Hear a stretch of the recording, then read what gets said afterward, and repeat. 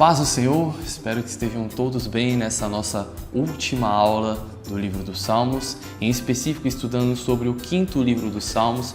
Nós vimos anteriormente que o livro dos Salmos ele é estruturado internamente em 5 divisões, em 5 livros, né? Aqueles que fizeram a coleção dos Salmos o dividiram nessa divisão em 5 partes. E nós entramos então nessa quinta e última sessão, que vai do Salmo de número 107 até o Salmo de número 150. E algo interessante que é importante nós pontuarmos nessa divisão dos Salmos é algo que indica que não foi uma divisão feita arbitrariamente, foi algo que foi pensado, algo que, como toda a Escritura, foi conduzida pelo Espírito Santo e que mostra também a habilidade literária dos autores das Escrituras Sagradas, homens santos que foram movidos pelo Senhor.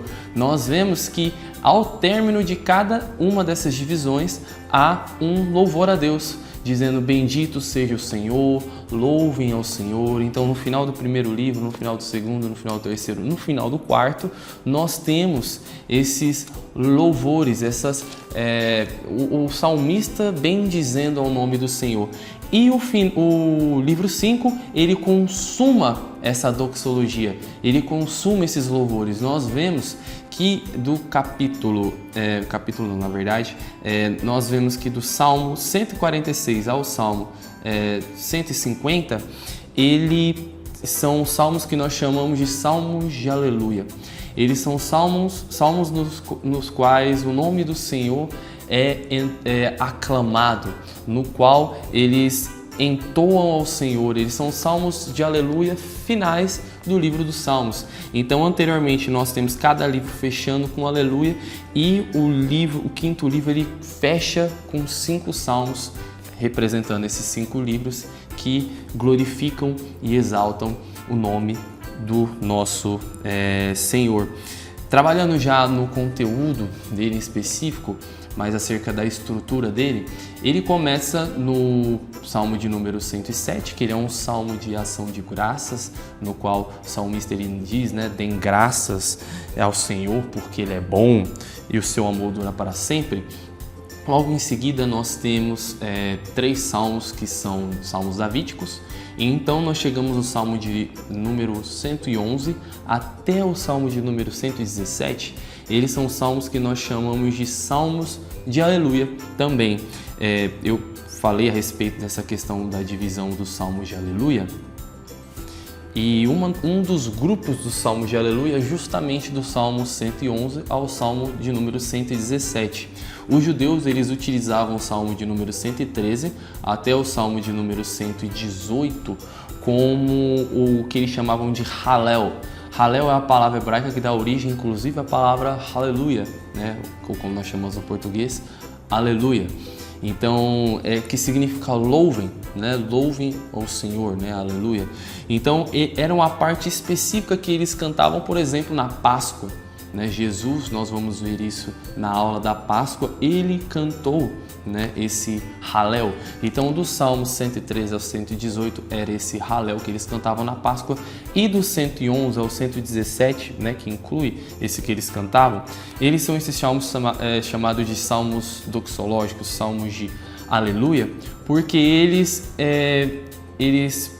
iniciam o uso dessa palavra nas Escrituras. A palavra aleluia, tão importante, tão utilizada por nós há séculos, há milênios na verdade, ela é originária do livro dos Salmos, ela é utilizada no livro dos Salmos, ela é introduzida no livro dos Salmos e, sobretudo, ela tem o seu enfoque nesses trechos. Nós vemos aqui que do Salmo 111 até o Salmo 117, o Salmo 111, o Salmo 112, ali, por exemplo, eles têm ali no início, o Salmo, no início, no final, e ali adiante eles têm outros usos também dessa palavra adiante.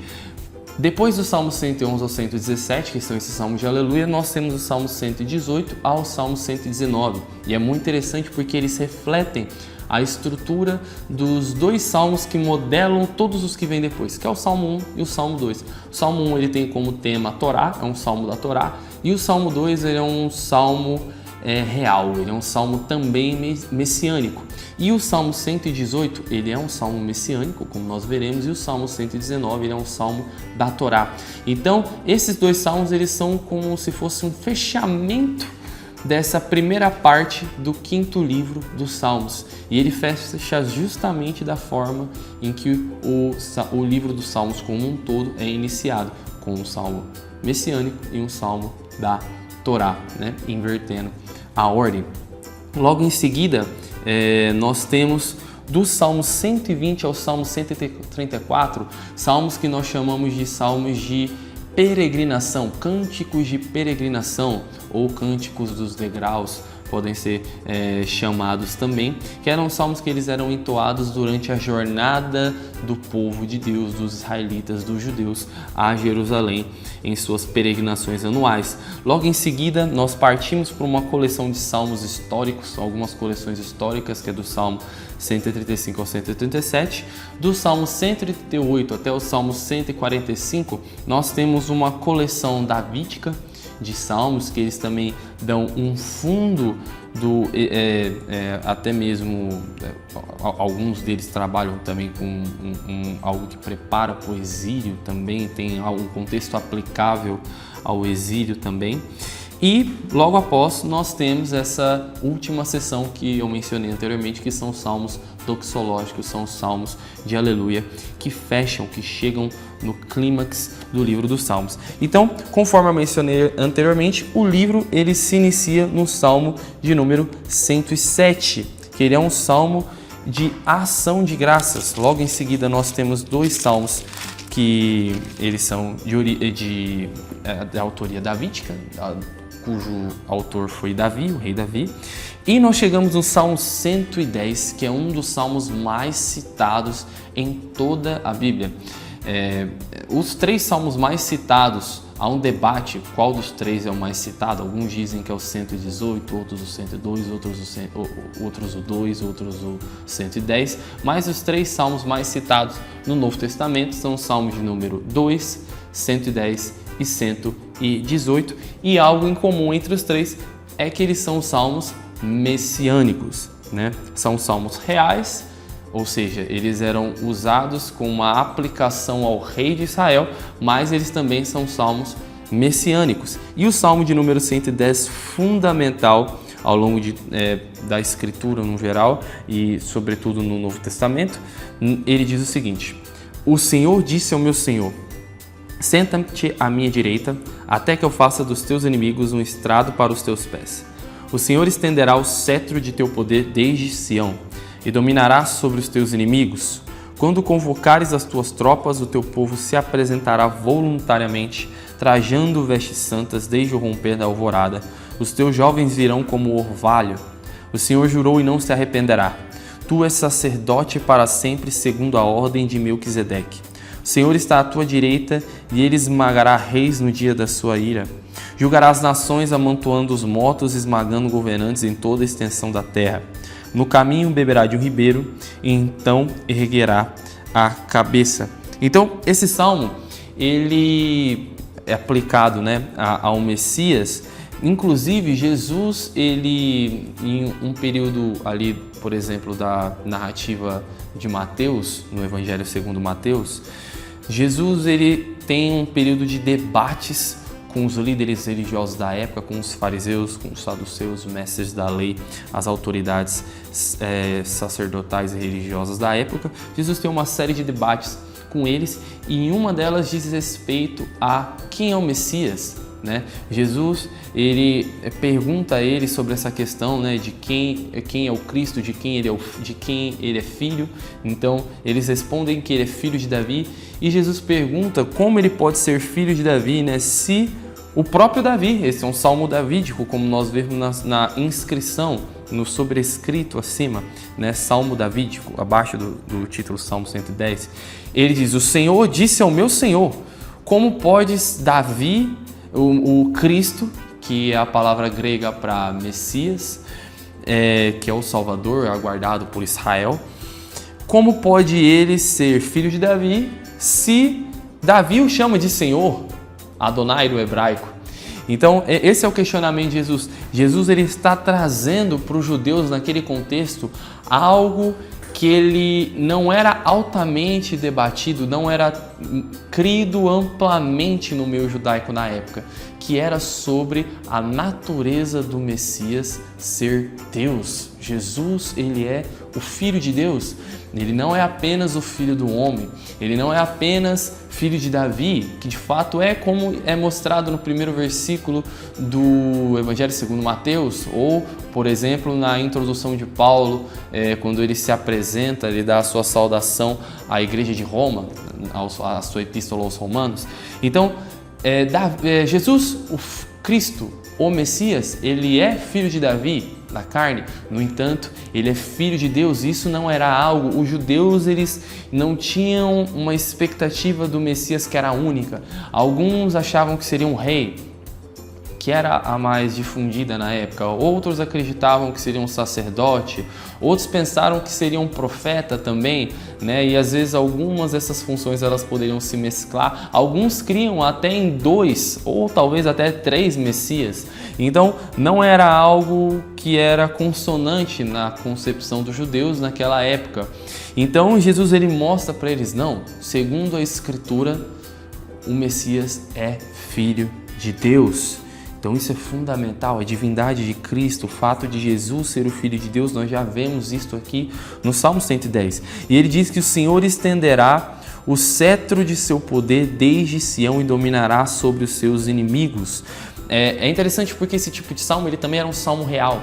Então ele provavelmente ele era dito, né, por um profeta no período ali da monarquia e também posteriormente, quando um rei assumia o trono.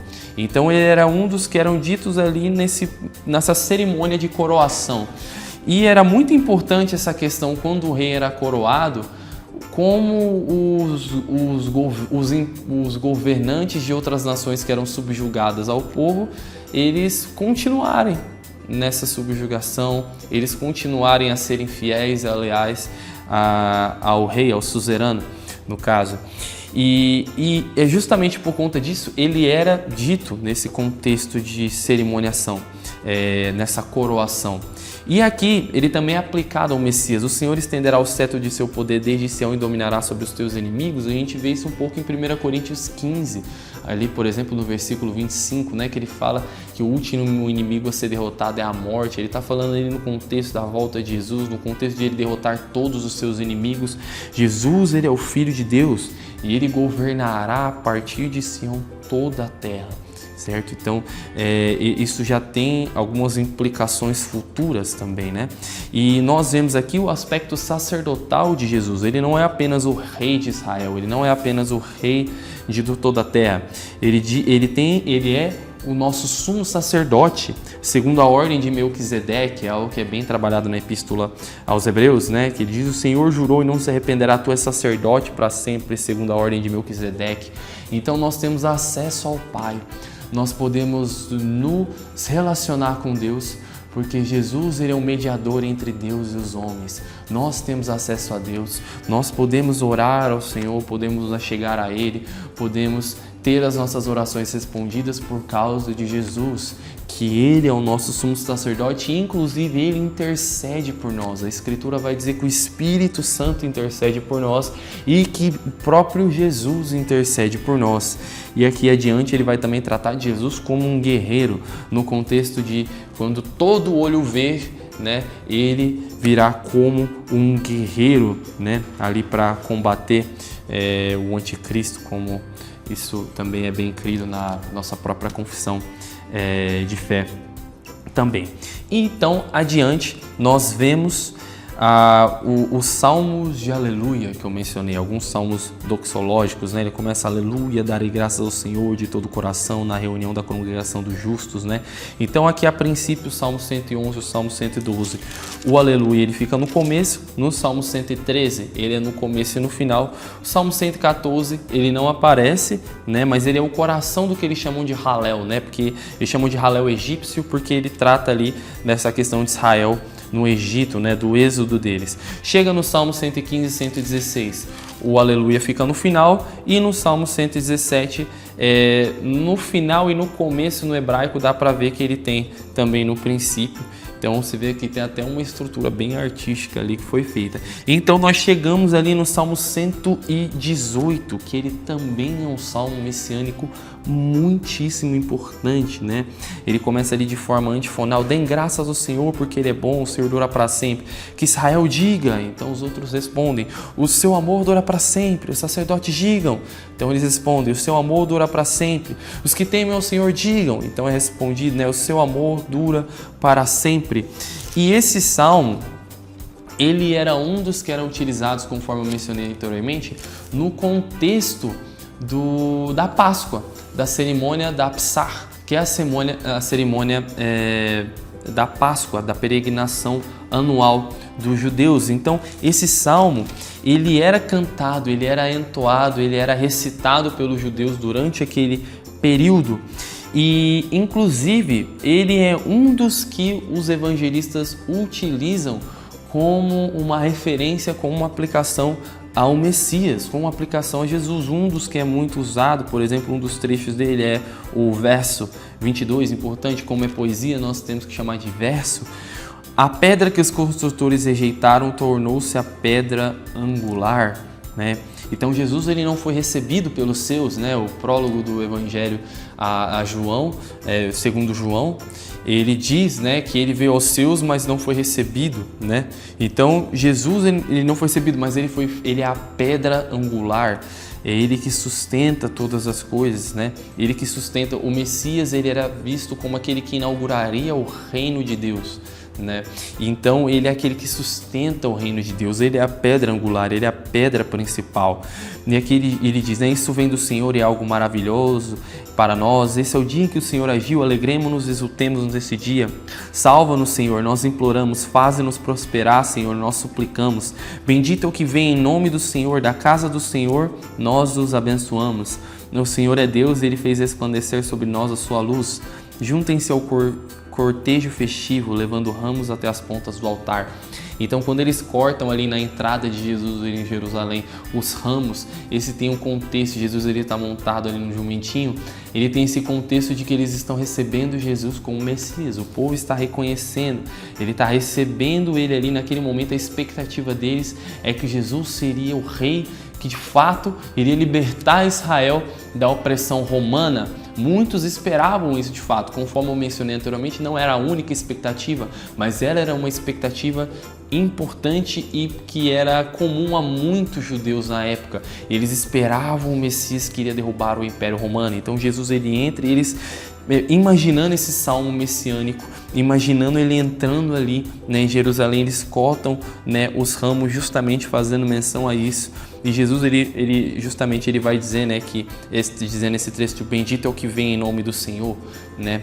Ele diz que ele fala para a autoridade religiosa de Jerusalém que eles não veriam mais ele até que eles dissessem bendito é o que vem em nome do Senhor, fazendo uma alusão a um cumprimento futuro dessa passagem. Então nós chegamos no Salmo 119, que ele é um salmo da Torá. E ele é um salmo belíssimo, é um salmo muito legal para nós trabalharmos com os meninos, né? E eu só vou ler alguns trechos dele, porque ele é muito longo, né? Assim, para nós trabalharmos ele completamente agora, mas nós não temos tempo hábil, mas alguns trechos dele é bem legal nós abordarmos brevemente. Então, a primeira coisa interessante sobre ele é que o Salmo 119 ele é um dos salmos que nós chamamos de acrósticos. Toda vez que você estiver lendo algum salmo e você vê palavras como Aleph, bet e outras, significa que ele é um salmo acróstico. O que é um acróstico? São salmos que eles são divididos conforme a ordem do alfabeto hebraico. Então aqui, por exemplo, esse Salmo 119 ele tem 22 unidades em 8 versos acrósticos. Então cada verso ele é iniciado com a letra do alfabeto. Então a gente tem ali 8 versos que se iniciam com Aleph, 8 versos que iniciam com Bet, como se fosse 8 começando com A, 8 começando com B, 8 começando com C e assim por diante.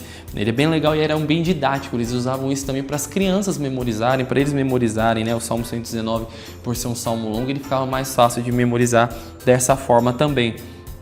Então ele diz, né? Como são felizes os que andam em caminhos irrepreensíveis, que vivem conforme a lei do Senhor. Como são felizes os que obedecem aos seus estatutos e de todo o coração buscam, não praticam o mal e andam nos caminhos do Senhor. Então a primeira coisa que ele diz é a mesma coisa que ecoa no Salmo 1, que também é um salmo da Torá. É que é feliz aquele que segue o Senhor, é feliz aquele que vive conforme a lei do Senhor, é feliz aquele que tem prazer na lei do Senhor. Então, buscar a Deus, buscar obedecer a Deus, essas questões não são coisas penosas, não são coisas pesarosas, mas são coisas que elas nos dão alegria ao nosso coração. E o salmista ele está dizendo que são felizes esses, bem-aventurados são eles. Tu mesmo ordenaste os teus preceitos para que sejam fielmente obedecidos. Quem dera fossem firmados os meus caminhos na obediência aos seus decretos. Então não ficaria decepcionado ao considerar todos os seus mandamentos. Às vezes nós pensamos que estamos muito bem na nossa caminhada com Jesus, mas será que nós vamos ficar totalmente satisfeitos a considerar todos os mandamentos do Senhor? Então, nós precisamos crescer em Cristo, continuar crescendo na graça, no conhecimento dele, conhecendo ele, prosseguindo em conhecer, sendo transformados de glória em glória à imagem e semelhança do Senhor. Ele diz, eu te louvarei de coração sincero quando aprender as tuas justas ordenanças. Né? Jesus ele mesmo disse, o meu povo me honra com os lábios, mas seu coração está longe de mim. Será que não tem como nós louvarmos a Deus com os lábios e a nossa conduta não está de acordo com a lei dele, não está de acordo com a Bíblia? E é isso que ele está dizendo, quando eu aprender as suas ordenanças, eu te louvarei de coração sincero. Então, quando nós temos que ser adoradores que adoram em espírito e em verdade. Em verdade, ele diz respeito à inconformidade com a Escritura. Né? Nós precisamos ser verdadeiros adoradores que andam conforme a palavra de Deus e que não apenas lançam palavras que são vazias ao Senhor. Obedecerei aos seus decretos, nunca me abandones. Então ele faz uma pergunta aqui e responde, era uma forma bem didática deles naquela época, ele diz, como pode o jovem manter pura sua conduta?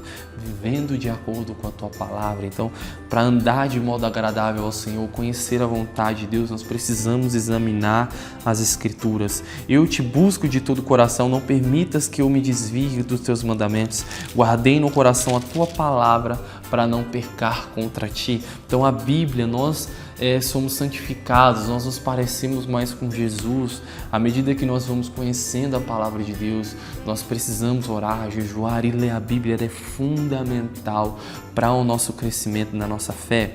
E ele diz, bendito seja, Senhor, ensina-me os teus decretos, com os lábios repito todas as leis que promulgaste. Então era assim que eles memorizavam, eles repetiam. Regozijo-me em seguir os teus testemunhos como se regozija com grandes riquezas. Olha o nível, ele tinha prazer na lei, nos testemunhos do Senhor, como as pessoas se alegram com a Mega Sena. Será que nós temos prazer em Deus, na palavra de Deus, da mesma forma que nós teríamos prazer se ganhássemos na Mega Sena, por exemplo, né? Fazendo alusão a algo que muitas pessoas esperam ganhar um dia. Muitas pessoas jogam na Mega da Virada, por exemplo, esperando ganhar aquela bolada, acha que vai solucionar a vida dela e a vida dela vai alcançar toda a satisfação que ela precisa nisso. Mas aqui o salmista está falando que ele tem o prazer na lei do Senhor, como aquele que se regozija com grandes riquezas. Meditarei nos teus preceitos, darei atenção às tuas veredas. E ele continua, a gente tem na parte ali no meme, que é no 97, como eu amo a tua lei, medito nela o dia inteiro. Os teus mandamentos me tornam mais sábios que os meus inimigos, porquanto estão sempre comigo. Tenho mais discernimento que todos os meus mestres, pois meditam nos teus testemunhos. Tenho mais entendimento que os anciãos, pois obedeço aos teus preceitos. Então, mesmo para crianças, uma criança, ela não tem experiência de vida, ela não conhece muitas coisas, mas ela pode ser sábia por meio da palavra de Deus. Aqui o salmista está dizendo que ele tem mais entendimento que os anciões, né? Que ele tem mais discernimento do que os mestres, porque ele medita nos testemunhos do Senhor. Então nós temos na palavra de Deus a sabedoria que nós precisamos, o discernimento, o conhecimento, o entendimento para andar conforme a vontade do Senhor. Nós temos aqui nas Sagradas Escrituras, e o salmista ele vai dizer que são doces para o meu paladar, como são doces para o meu paladar as suas palavras, mais do que o mel para a minha boca. Então ele era alguém que tinha prazer na lei de Deus, ele se deleitava na palavra do Senhor. E a gente vê aqui do Salmo 120 ao 134, já são os cânticos de peregrinação que eu mencionei. Os judeus eles tinham 3 peregrinações anuais, que são respectivamente a Páscoa, a Pentecoste e a Festa dos Tabernáculos. Eles deviam ir a Jerusalém para a celebração dessas grandes festas religiosas.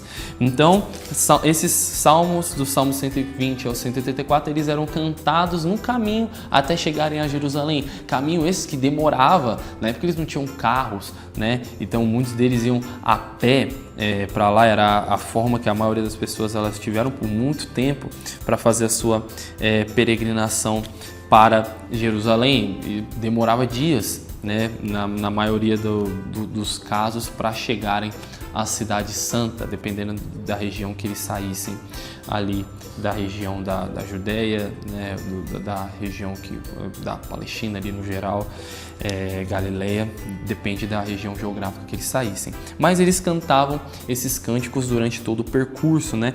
E esses salmos, eles exprimem a confiança dos salmistas e dos peregrinos no Senhor. Eles depositavam sua confiança no Senhor. É interessante porque eles viam a peregrinação deles para Jerusalém como um reflexo da vida.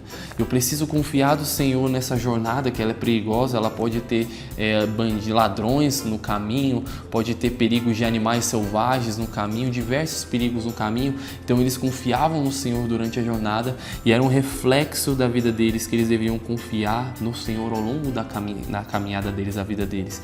E eles também, ao sair de suas casas para ir para Jerusalém, também era um reflexo da vida deles, como Jerusalém sendo a vida deles, sendo como eles estavam caminhando até o dia em que Deus restauraria Israel e eles viveriam em paz. Da mesma forma, nós vivemos como estrangeiros e peregrinos, nós estamos de passagem nessa era presente e nós esperamos o dia em que o Senhor Jesus retornará, o dia em que Ele fará nova todas as coisas e nós estaremos para sempre com Ele.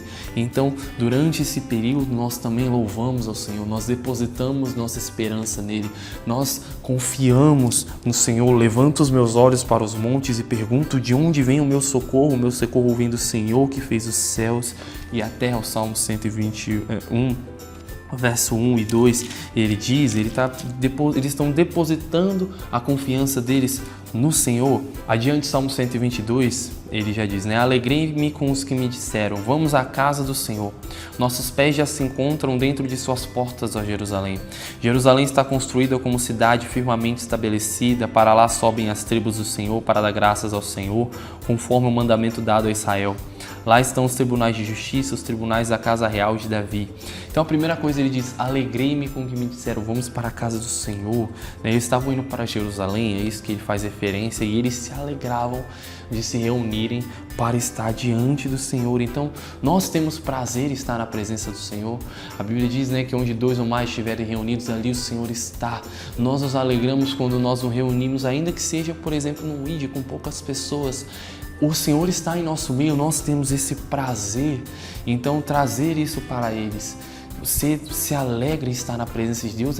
Imagina se você estivesse na presença, por exemplo, hoje em dia nós não temos muitas monarquias ao redor do mundo, mas você está a imaginar, por exemplo, o rei da Inglaterra, as pessoas se preparam, se produzem para estar diante dele e é algo honroso. Imagine estar diante de Deus. Imagina estar diante da presença do nosso Senhor. Devemos nos alegrar, é um privilégio que nós temos. Então ele instrui a orar pela paz de Jerusalém. Nós devemos orar por Jerusalém. Ele ora: vivam em segurança aqueles que te amam. Haja paz dentro dos teus muros e segurança nas tuas cidadelas. Então é importante que nós venhamos orar continuamente também por Israel, por Jerusalém. Adiante nós vemos no texto bíblico, inclusive é bem legal, no Salmo 125, dá para cantar uma música com os meninos, né? Os que confiam no Senhor são como os montes de Sião. É legal pegar esse louvor para cantar com os meninos, né?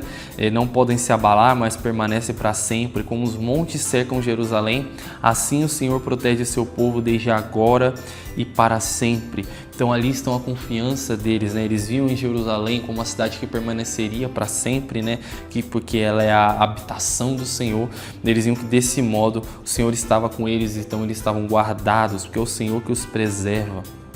E eles dizem: o cetro dos ímpios não prevalecerá sobre a terra dada aos justos. Se assim fosse, até os justos praticariam a injustiça. Então, os governos ímpios que há hoje em dia, que houveram ao longo dos séculos, eles não prevalecerão, porque o Senhor é governante sobre todas as coisas e um dia o Senhor Jesus retornará e Ele restaurará todas as coisas.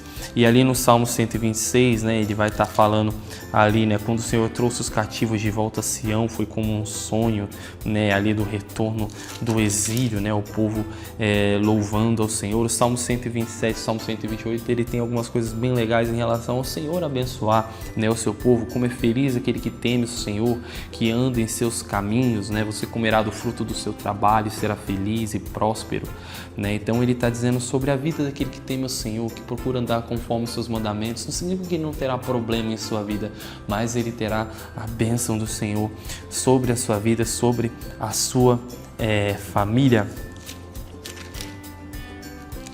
Adiante, um dos salmos mais importantes de peregrinação também é o Salmo 182.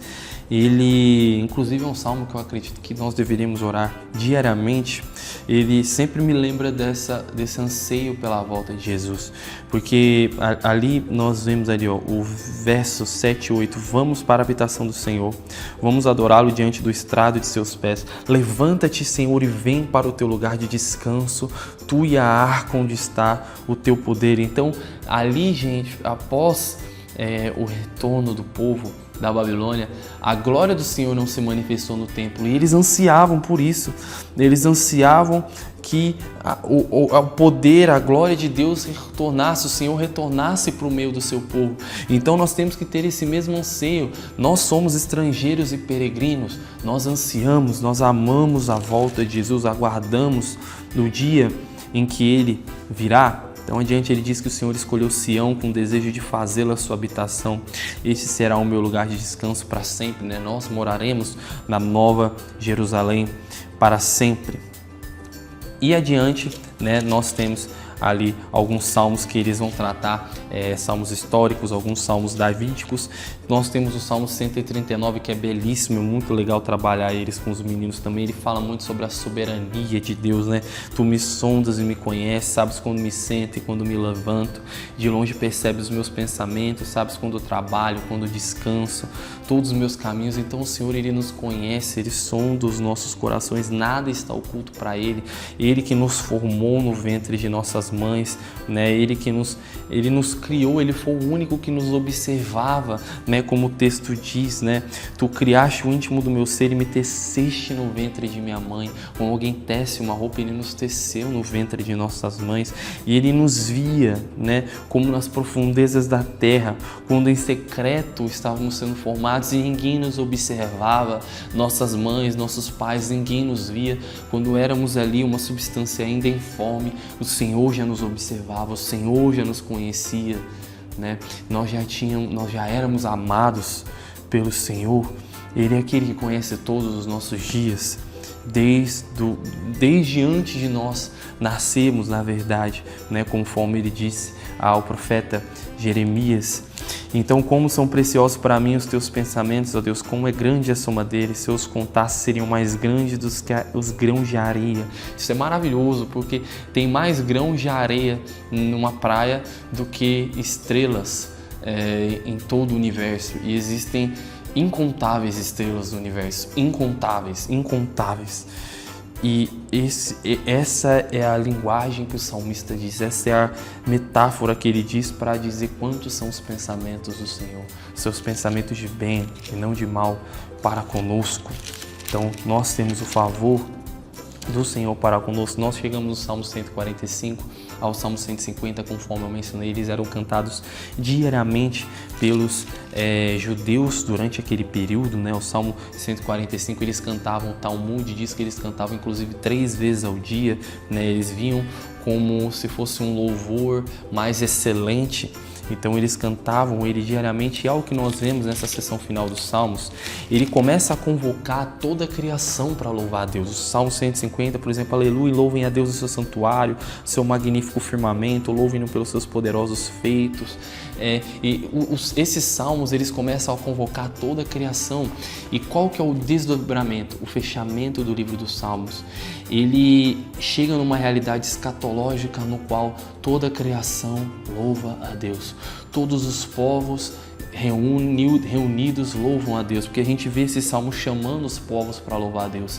Então ele chega numa consumação onde o povo de Israel unificado está adorando a Deus, onde os povos, todos os povos, línguas, nações estão louvando a Deus, toda a criação junta está louvando a Deus. Essa é a consumação dos salmos. A consumação dos salmos, ela aponta para algo que nós devemos ansiar, que é um dia em que todos nós, com pessoas de todos os povos, línguas, tribos e nações, estaremos juntos com toda a criação, entoando cânticos e louvores ao Senhor para todo sempre. E esse é o livro dos Salmos.